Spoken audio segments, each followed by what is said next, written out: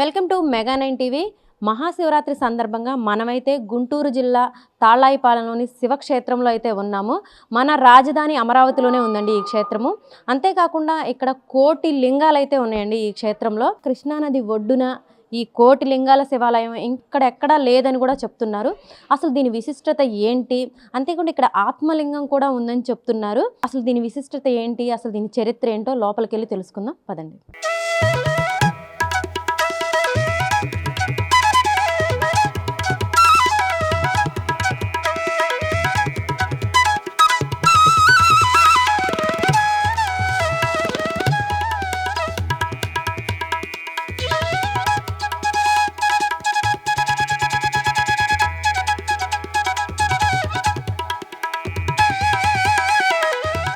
రేపైతే శివరాత్రి సందర్భంగా అయితే ఈ శివక్షేత్రంలో అయితే ఇప్పుడు మనం చూసుకున్నట్టయితే మట్టితో చేసిన శివలింగానికి అభిషేకాలు చేసి ప్రత్యేక పూజలు అయితే నిర్వహిస్తున్నారు. అసలు ఈ విశిష్టత ఏంటని చెప్పేసి స్వామివారిని అడిగి తెలుసుకుందాం. నమస్కారం అండి. ఓం నమ శివాయ అండి. మనకి జన్మతః ప్రారంధ కర్మలు అనేవి ఉంటాయి అన్నమాట. ఆ ప్రారంధ కర్మల నివారణ కోసం అని చెప్పి కలియుగంలో పార్థివ లింగార్చన అనేది అత్యంత అమోఘమైన శ్రేష్టంగా ఉందని చెప్పి సప్తఋషులు తెలియజేయడం జరిగినది.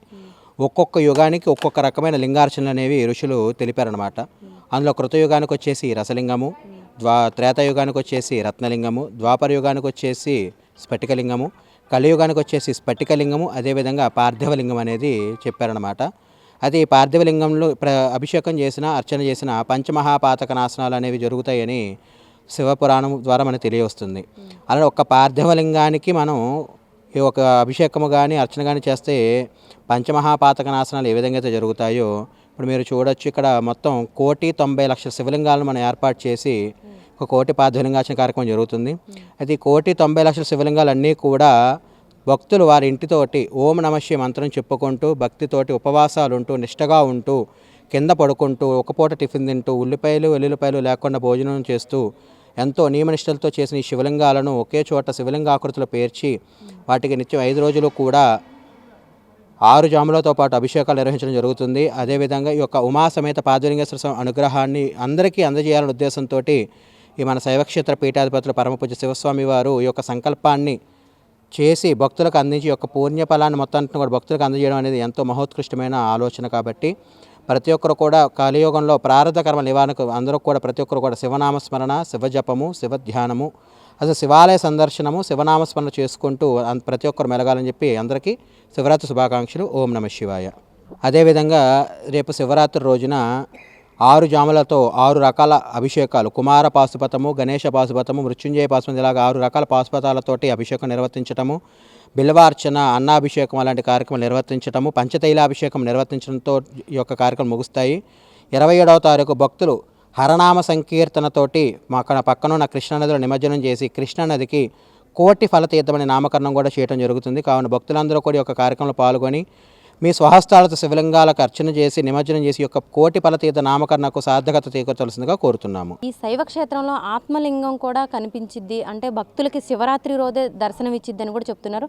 అసలు ఈ ఆత్మలింగం ఏంటి అని చెప్పేసి ఇక్కడ ఉన్న వాళ్ళని అడిగి తెలుసుకుందాం. నమస్కారం అండి. ఓం నమ శివాయ. నమస్తే అమ్మ. ఎక్కడైనా ఆత్మలింగం అనేది మనకి చాలా తక్కువ అండి, ఎక్కడ ఉండదు. ఈ శైవ క్షేత్రంలోనే ఆత్మలింగం కనిపించడానికి భక్తులకి దర్శనం ఇవ్వడానికి ఏమైనా ప్రత్యేకత ఉందండి? శివపార్వతుల సంకల్పం వల్ల పరమేశ్వరుడు చూపించిన శివలింగము శివస్వామి వారికి గుంటూరు జిల్లా గురజాల మండలంలో ఒక మారుమూల గ్రామంలో ఒక రైతు పొలము 5 ఎకరాల పొలము 4 ఏళ్ల నుంచి పండట్లేదు స్వామి అని వస్తే స్వామివారు మీ ఊరు వచ్చి మీ పొలానికి పూజ చేసి నేను వస్తాను, భూమిలో దొరికేది నాకు ఇవ్వగలరా అని అడిగారు. భూమిలో దొరికింది ఇవ్వటానికి నాకేం అభ్యంతరం లేదు స్వామి, నా పొలం పండితే చాలు, రండి స్వామి అని చెప్పెళ్ళారు. తర్వాత స్వామి వెళ్ళారు, భూమి పూజ చేశారు. భూమి దున్నిన తర్వాత అందుట్లో అంత స్ఫటిక బయటపడింది. ఆ స్ఫటికలో ఆత్మలింగాకారం జీవం ఉంది. ఆ జీవని ఆత్మలింగాకారంగా మలసి పరమేశ్వరుని అనుగ్రహంతో శివస్వామి వారు అందుట్లో జీవం ఉందని గుర్తించి జీవం ఉన్న శివలింగాన్ని ప్రతిష్ఠ చేయకూడదు, 120 కేజీల పాదరసంతో కూర్చోబెట్టి పుష్పరాగంలాగా పాదరసం రేకులతో పుష్పరాగం చేసి అందుట్లో కూర్చోబెట్టారు. భక్తులు ఎప్పుడొచ్చినా ఆ దర్శనం కాదు, ఒక శివరాత్రి రోజు మాత్రమే ఉదయం 5 నుంచి అర్ధరాత్రి 1 గంట దాకా దర్శనం ఇస్తున్నారు. అది అందరూ వచ్చి ఆత్మలింగాకారం దర్శనం చేసుకోవాల్సిందిగా కోరుతున్నాము. ఆత్మలింగ దర్శనము విశ్వదర్శనం. ఓం నమ శివాయ. శివారాధన సర్వదేవతా ఆరాధన, శివలింగ ప్రతిష్ట సర్వదేవతా ప్రతిష్ట.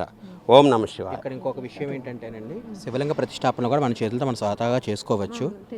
అందులో అష్టోత్తర బాణలింగాలు, సహస్రలింగము, కాలమలింగాలు అని కూడా ఉంటాయి.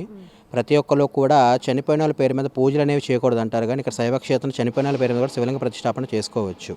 ఒక శివలింగంలో పాదభాగంలో బ్రహ్మ, మధ్య భాగంలో విష్ణువు, లింగ రూపంలో ఊర్ధ్వ భాగంలో శివుడు ఏ విధంగా ఉంటారో ఒక శివలింగాన్ని ప్రతిష్టాపన చేస్తే సర్వదేవతను ప్రతిష్టాపన చేసి ఒక దేవాలయం కట్టిన ఫలితం ఉంటుంది. కాబట్టి ఈ శైవక్షేత్రంలో నిత్యం కోటిలింగ ప్రతిష్టాపన జరుగుతూనే ఉంటాయి. రేపు శివరాత్రికి కొన్ని వేల మంది కూడా వచ్చి శివలింగ ప్రతిష్టాపనలు నిర్వహించుకుంటూ ఉంటారు. కాబట్టి శివలింగ ప్రతిష్టాపన కూడా చేసుకొని సర్వదేవత ఆరాధన పొందవలసిందిగా కోరుతున్నాను. అంతేకాకుండా ఇక్కడ ఒక శివలింగం ఉంది. ఆ శివలింగంలో 10,000 లింగాలు ఉన్నాయి. ఆ లింగానికి కేవలం 12 సంవత్సరాల లోపు బాలబాలికలే అభిషేకం చేయాలని కూడా అని చెప్తున్నారు. ఎందుకండి అలాగా?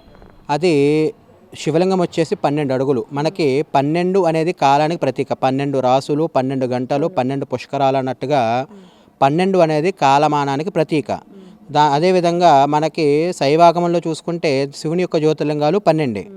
అదేవిధంగా ఎవరికైనా సరే లలితాంబవారికి చూసుకున్న సహస్రనామాలు ఉంటాయి, విష్ణుదేవుడికి చూసుకున్న సహస్రనామాలు ఉంటాయి. ఒక శివుడికి మాత్రమే దశ సహస్రనామాలు ఉంటాయి, అంటే 10,000 నామాలు ఉంటాయి. అందువల్ల 12 జ్యోతిర్లింగాలకు ప్రతీకగా 12 అడుగుల శివలింగము, 12 సోమసూత్రాలు, ఒక్కొక్క సోమసూత్రం కింద ఒక్కొక్క జ్యోతిర్లింగము, ఒక 12 అడుగుల శివలింగం. దశసహస్రనామానికి ప్రతీక ఒక్కొక్క సహస్రనామానికి ఒక్కొక్క నామానికి ఒక్కొక్క శివలింగం చొప్పున 12 అడుగులకి 12 శివలింగాలు అనేవి అందులో చెక్కడం జరిగింది. ఈ 12 జ్యోతిర్లింగాలకి దేవి స్వరూపంగా, అంటే అమ్మవారి స్వరూపంగా శివలింగాకృతిలోని శ్రీచక్రాన్ని చెక్కిన శివలింగాకృతులను పెట్టడమే జరిగింది. అయితే ఈ యొక్క సంకల్పం ఏంటంటే, పరమపూజ శివస్వామి వారు 12 జ్యోతిర్లింగాలలో కూడా శివమత స్థాపన కోసం అని చెప్పి 12 జ్యోతిర్లింగాలు 12 పీఠాలను ఏర్పాటు చేయడం జరుగుతుంది. 12 పీఠాలలో కూడా 12 మంది పీఠాధిపతులు, 125 మంది శివ యోగాచార్యులు, 25 మంది శివాచార్యులు ఉండటం అనేది కూడా ఒక పీఠం కింద వర్క్ చేస్తూ ఉంటారు.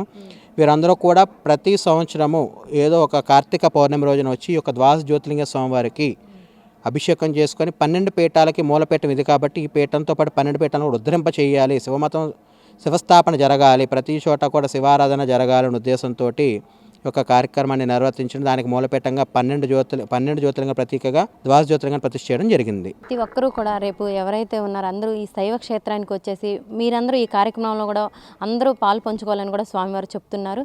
ప్రతి ఒక్కరు ఇక్కడికి వచ్చేసి వారి వారి పాపాలను తొలగించుకొని స్వామివారి కృపకు పాత్రలు కావాలని మేము కూడా కోరుకుంటున్నాం మెగా 9 తరపు నుంచి.